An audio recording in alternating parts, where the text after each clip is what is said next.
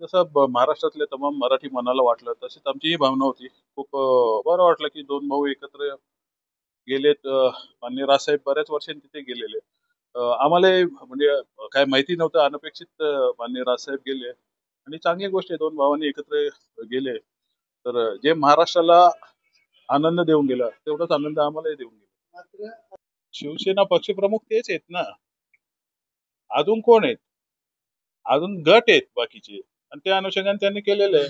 मान्य राजसाहेबांपेक्षा अजूनही भावना कोण जास्त बोलून दाखवणार आहे की तो पक्ष कोणाचा आहे. त्यामुळे त्यांनी मला वाटतं बरोबर पोस्ट केलेली आहे. शिवसेनेचा वाद तो दोन गटामध्ये सुरू आहे, न्यायालयीन आहे आणि त्याच्यामध्ये अशा प्रकारचं एक पोस्ट त्यांचं पडलं. न्यायालयीन प्रक्रिया चालू त्या त्या त्या हिशोबाने असेल, परंतु पक्ष कोणाचा आहे हे मराठी माणसालाही माहिती आहे आणि कोणी चोरलेलं आहे ते मराठी माणसाला माहिती आहे.